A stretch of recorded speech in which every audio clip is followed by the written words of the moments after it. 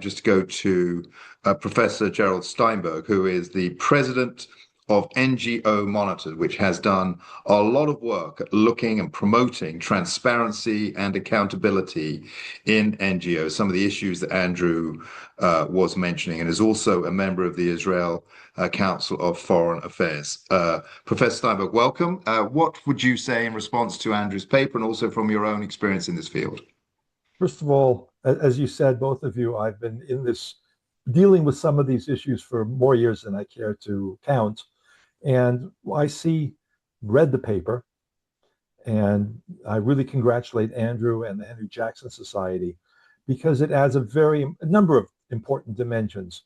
The work that we've been doing has focused largely, especially for the last 3 years, for obvious reasons, on Gaza.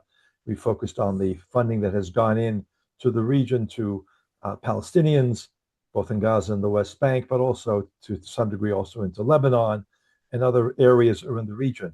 And by adding a broader picture, by adding the specific cases of Yemen and the amount of British taxpayer funds that are going in similar cash voucher frameworks for which are lost track of as soon as the money gets transferred beyond the initial partner, the original contractor, it's lost.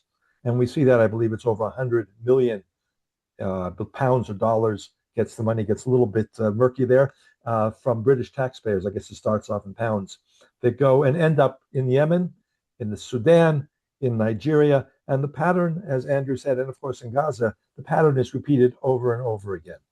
That there is the cash and voucher framework lacks, in general, as a humanitarian process, lacks the due diligence, lacks the oversight that one expects and is standard in every other use of taxpayer funding. This is not a small amount of money at all. And it goes year after year and largely automatically, at least based on my experience and the research that we've done. It's not just the British government, although I think there's more funding involved than perhaps in other places, but throughout Europe and many of the countries that provide aid in general and cash voucher frameworks in particular, the lack of transparency, the lack of any kind of checks and balances or outside analysis. And Andrew's point about that is extremely important. I've been working primarily, as I said, at NGO Monitor, is focused largely on Gaza, not just in the last 2 years, but earlier.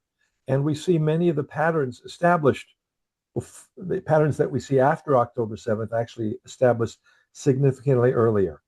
And there are a number of players that I think need to be addressed here. Again, the point that Andrew made is central in the report. And in the FCDO's response, which is that they vet carefully the funding that's provided, well, that does not include subcontractors, and most all the money goes from contractor to subcontractor. So they give the money to UNICEF, for instance, as one example. Another example are some NGOs, particularly the Norwegian Refugee Council, which gets, last time I checked, about £2 million per year of British taxpayer money. I have to say, I've never seen a good explanation of why British taxpayers every year give the Norwegian Refugee Council 2 million euros. I think it's 2 million pounds. It's actually more money, 2 million pounds a year. And what is done with that money? In fact, I'll put a little side comment on that, a parenthesis here. The reason that we received some of the documents, NGO Monitor received the documents that I'll cite in a minute, that give the British government's version of this and their contradictions. I think it's a mild term to use in the claims that are made, was that we saw that there are the amount of money given every year, and we submitted a freedom of information request. What is being done with that money? Because unlike many other areas of humanitarian aid, it's a black box. When you go into the FCDO website and you look for the information, it's just redacted. It's not there. It's withheld ostensibly, I believe, under security reasons. And so we submitted a freedom of information request to ask, as part of what NGO Monitor does routinely, to ask what's the explanation and can we have some of the documents to explain. And they ended up in a court case or a quasi-legal proceedings through appeals. They took many months, I think over a year, to respond, although it was supposed to be much shorter. And when they provided the information, the person who presided, I'm not sure it's called a judge, but the adjudicator there said that they would have to turn over some documents. And we found they're from the British consulate in, I believe, in Ramallah, provided the information that basically acknowledged and set forth the lack of oversight. So we're talking, first of all, about 140 million pounds of British taxpayer funds that have gone in to primarily to Gaza since October 7th, so a little bit over 2 years. This was probably as of 6 months ago. So that's a huge amount of money that was pumped in for humanitarian purposes. Significant amounts of that went into the CVA, the cash voucher framework. That's documented well in Andrew's paper. Of that, UNICEF got 23 million. UN reports it in dollars, US dollars, and then it vanishes. Or it doesn't really vanish. It goes through the Gaza Interior Security Mechanism, which is part of the Hamas Ministry of Interior and National Security. They, and I'll use this advisedly, the language that's used, they cooperate with UNICEF in directing the cash voucher framework to people in Gaza who are ostensibly the ones most in need. Well, you can imagine if Hamas officials are directing this traffic, 23 million in this case, you can imagine who gets the highest priority. And those are Hamas people. And again, this is something there's no vetting of. The British government, the FCDO, has no capability, and it's something that I think needs to be acknowledged, to monitor where that money goes. Turns out that some, perhaps most of the 2 million pounds from the Norwegian Refugee Council also goes to the CVA framework, the cash value framework, and therefore also is lost in the process. And that's something that needs to be seriously addressed. The question of due diligence is central to all of this. And I want to repeat what Andrew said. This is not a question of the importance of providing humanitarian support to people who are really in need and are not part of the terror framework.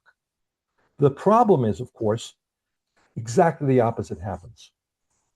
As Andrew said very eloquently and clearly, since October 7th, the cash value framework has been central in maintaining Hamas's control, ability to not just influence, but really force anybody in the population who does not want to accept their control. If they want to get basics for living, for survival, they have to cooperate with Hamas, whether they want to or not. This framework has, in fact, reinforced the control that Hamas has been able to exert on the population in Gaza. So essentially, it's exactly the opposite of what is often claimed about helping the non-combatants, the population that's not involved in the terror process set up by Hamas and still operating today.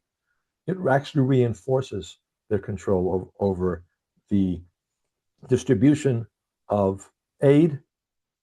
It's not just the cash and voucher framework is not the only one, but it is a dominant part of it. It extends to various other forms of humanitarian aid.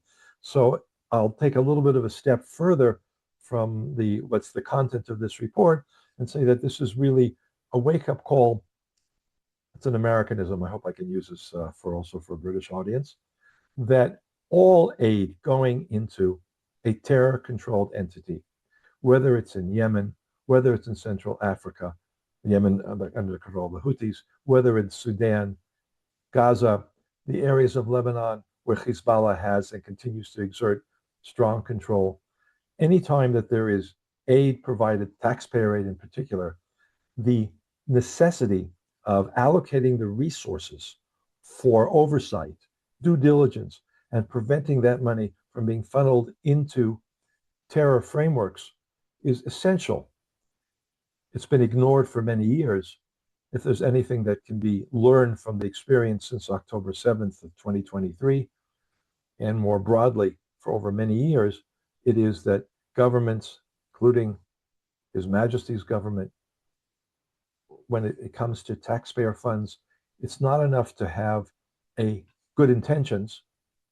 The implementation of oversight to be able to track and, if necessary, prevent funding going to designated terror frameworks and to the individuals and families and networks that are controlled by the terrorists is essential. It needs to be not only developed on paper, but it needs to be implemented. And that's not simple. That requires resources, it requires trained personnel, it requires technology, it requires a persistent effort, which has not been done. And there needs to be a major change in the way that not only the cash voucher allocations, but also broader transfer of humanitarian aid in large amounts of money needs to be handled. I'll end it at that. I assume there will be questions and discussions, and I'll be able to expand on some of these points later. Thank you very much indeed, Professor Steinberg. So I do have some questions. I'm going to start off with questions. Just a apology. I'm in Parliament, and the farmers are outside protesting. So from time to time, everyone may hear some tractor horns. But I think both of our speakers, Professor Steinberg and Andrew, have talked about some of the structural difficulties. We are talking about British taxpayers' money today and where that goes. And of course, British taxpayers, when they pay their taxes, have no interest in funding or seeing some of that money go to ends other than what they were intended to go to. But rather than start at the top about what government could do, I'd really like to start, Andrew, and maybe also with you, Gerald, on a phrase, Andrew, in your book, of unavoidable leakage. That somehow these things, when you use cash and voucher assistance, are just bound to happen. And I just wanted to ask you both, sort of, is that right? And if it's not, how corrosive is that? And how are the NGOs themselves, in terms of their attitude towards CVA support, how are they sort of vigilant in making sure that the funding that comes to them isn't subject to, quote unquote, unavoidable leakage? It's not only the NGOs, but the UN agencies play a central role as middlemen. Essentially, the British government, other governments as well, and the cash voucher assistance, CVAs, provides the money through UNICEF, through other UN agencies, the Office of the Coordination of Humanitarian Affairs, OCHA. And then it goes from there in the process that Andrew describes. So if you're going to do due diligence, you have to it's not just the NGOs that get part of this process, it's also the UN agencies. Both groups play a central role. What's going through their minds, I don't claim to know what goes through their minds, but I know what they say, what they write, what they claim, how they defend their policies. And it's quite clear. And Jan Engelen, I keep coming back to the Norwegian Refugee Council, because in many ways they shape the policies. And what we hear from officials in places like the FCDO and its equivalent in other European countries is more or less the same thing. And he says, our job, our responsibility is to help the people in need. We have to provide humanitarian aid. Our job, he says, is not to police how that money is used after that. So if you say you don't care, or your job stops the moment you hand over to your partner, again, a UN agency or an NGO, and you don't have an interest and have no real ability, they don't say this, to see what happens to it after that, then of course you're not going to have oversight, and you're not going to prevent, it's not just leakage. Leakage is, let's say, 1 or 2%. This is much more just a constant flow directly to the chosen recipients that Hamas has in the case of Gaza. And I would assume, and based on Andrew's excellent analysis of the other cases, it's very similar elsewhere. So the first stage has to be acknowledging that there's a problem. I don't expect the NGOs to do that. I think that those statements that it's not our job to vet is as far as you're going to get, even if they were to do some sort of lip service to say, okay, we're going to investigate, we're going to talk to, how are they going to get Hamas to provide the information or to take themselves out of the picture? They can't. No foreign entity has been able to work in Gaza. It may be changing a little bit now. And what we're talking about goes back at least 10 years. if not more. This is before October 7th, before the current crisis. The flow of money, and as Andrew pointed out, the massive flow of money. Palestinians are always the first and by far the most well off, rather, maybe that's just not the term I should use, but the ones who see the greatest amount by far of international aid. The British government is simply following what Europe does and what other countries do. And that's the second element, and that is this cannot no longer be an automatic process. We're going to provide X amount of money. Palestinians are in great need in Gaza. They're in a war zone. We're going to help them. We'll write a check, and that's what we will have done our due diligence. That can't continue. There has to be a careful consideration. Perhaps members of parliament can help to trigger that. Perhaps in the opposition, perhaps some journalists who understand the depth of the problem. And of course, the Henry Jackson Society and Andrew's paper can help trigger that process of looking carefully at not only intentions, but processes.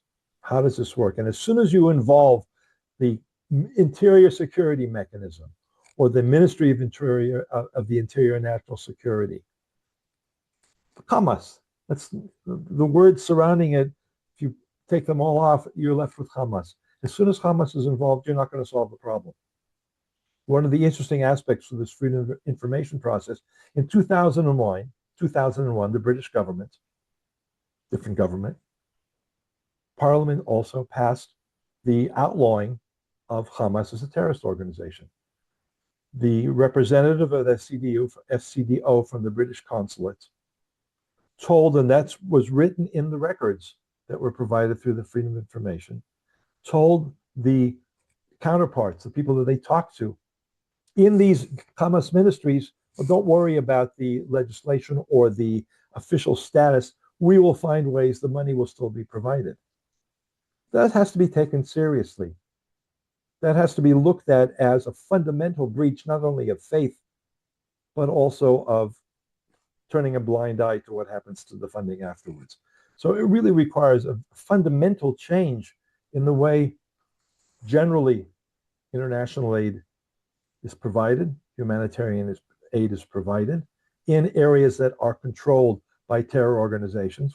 It's not, when you were talking about providing aid to areas that go through a national disaster, like an earthquake, massive earthquake, tsunami, floods, any of those things, famine due to weather changes, that's not dealing in a terrorist area. If you apply those same processes when you're working in Gaza or Yemen or Nigeria or Sudan, then you're in for trouble. And that's what fundamentally has to change.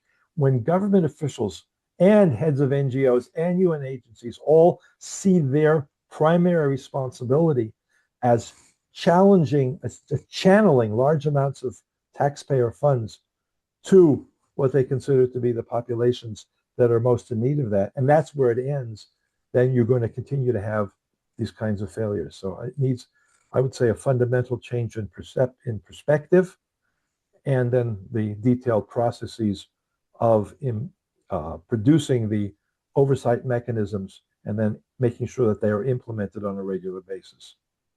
I'm going to go to a couple of questions. And the first one, I think, probably start off with you, Gerald. So the question is, has the Israeli government done any research on the CVAs that go into Gaza? And can the Israeli government limit the number of CVAs that enter Gaza? The first question, the answer is yes. The Israeli government and the members of the officials that track the economic factors, including aid in Gaza, have done quite a bit of analysis and reporting on CVAs and the leakage process. One report estimates the leakage at least 50%, half of the money. This is not specifically British funding, but it is CVA in particular from other sources, through the various processes, the various hands that this goes through. Money goes to UNICEF, from UNICEF it goes to some other, or it goes to the Norwegian Refugee Council or some other NGO, and then it goes through the filtering process of the Hamas agencies. A lot of it ends up through money changers and other brokers in Gaza. And I don't remember the number, but it's over half of the money brokers are also directly affiliated, according to the Israeli estimate, with Hamas.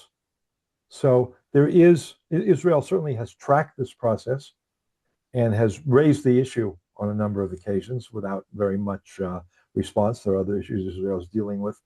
But that goes to the second question. When you have a massive international mechanism, we're talking about at least $1 billion, and it certainly went up since October 7th, in various forms of aid going into Gaza. And as Andrew said, that's $100 per capita, which is whatever, well over 100 times what goes into, I think you compared that to Sudan. When you have that large amount of money going in and no control over where it goes, then it's very hard for the Israeli government, without closing, as they did for very short periods, and then getting accused of starvation and other policies which are certainly unacceptable, and I think those are false allegations. But when Israel has attempted, not just since October 7th, but going back since Hamas took over Gaza in a very violent coup in 2007, the Israeli government is accused of putting a blockade on. Israel's tried to regulate both the products that go in and also the cash aid that goes into Gaza. Now, I have to add as a parenthetical point that at some points the Israeli government encouraged and agreed to let Qatar deliver large amounts of cash as an attempt to try to create a incentive for Hamas to reach some sort of deterrent relationship, stay with Israel. Obviously a complete failure. So the Israeli government has tried different things, often contradictory, without success. I think now, with control over, at least direct control over, half of Gaza, and pretty much control of the entries and exits. There's a question now about Rafah and Egypt, but largely Israel controls everything that goes into and out of Gaza.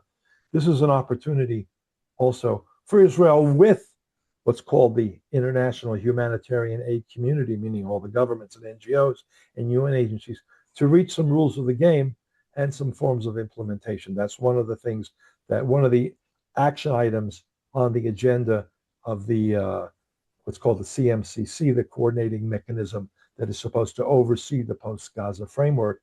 That needs to be on the agenda.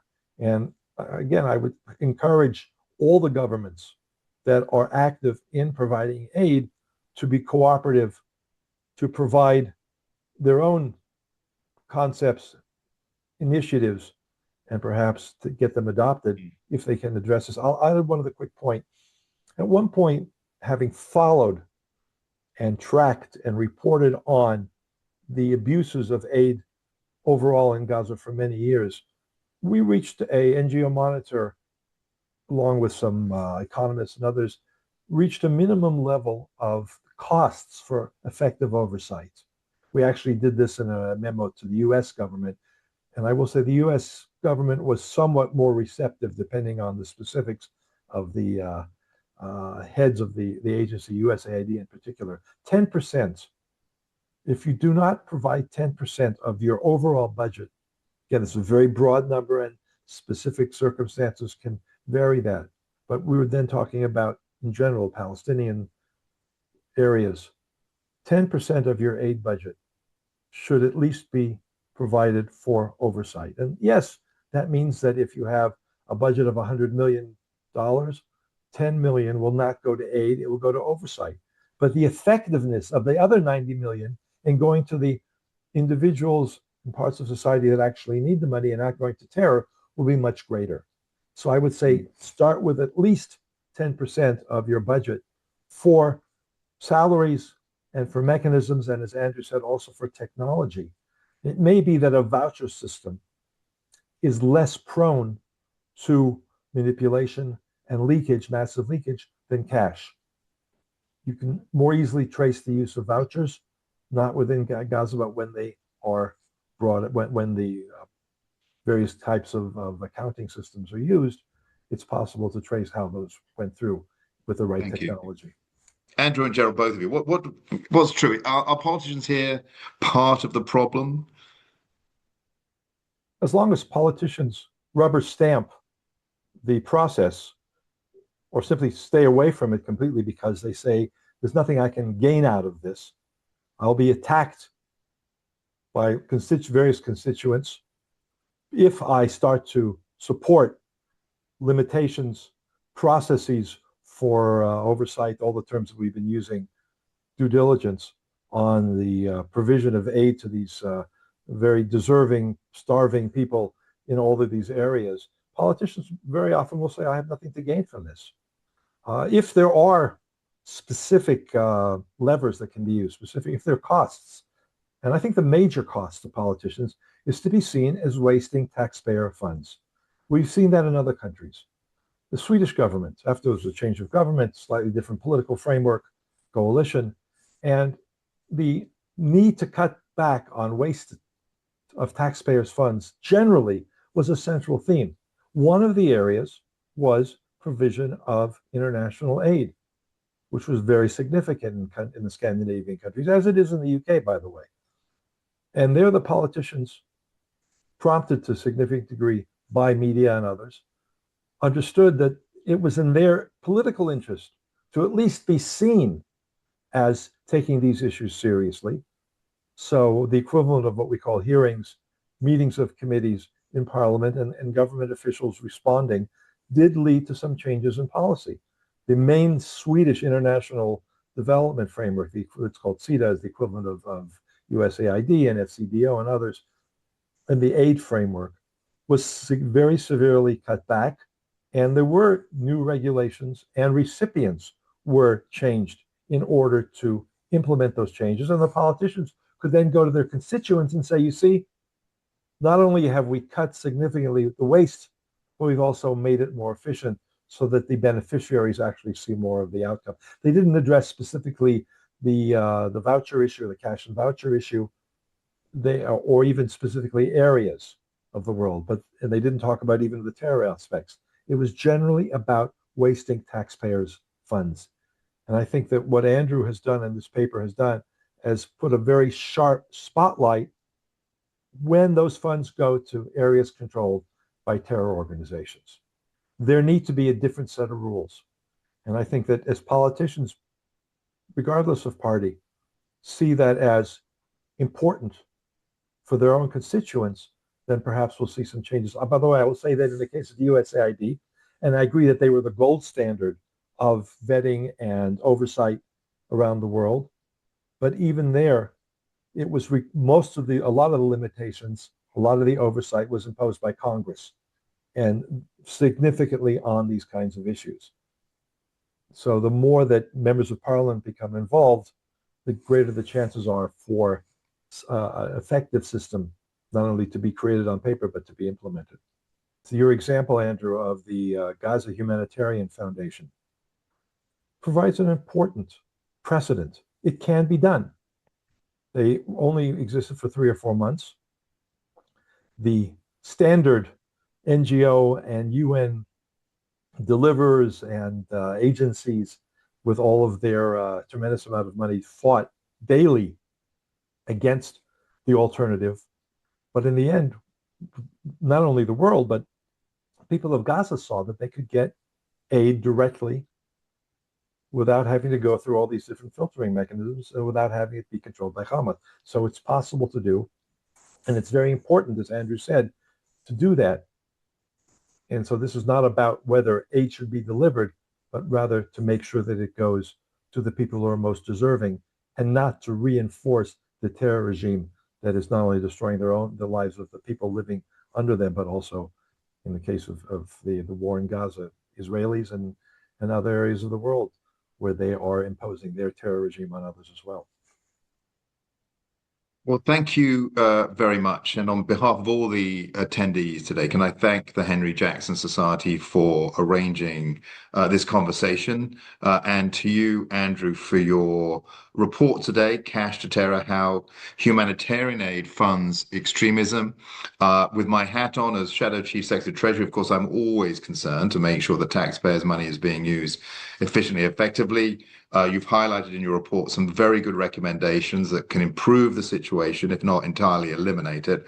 And Professor Steinberg, thank you so much for adding to the conversation with your, I think you said too long, but certainly very long experience in this area. To Andrew and to Gerald, thank you both very much indeed. And we look forward to meeting everyone at the next conversation with the Henry Jackson Society.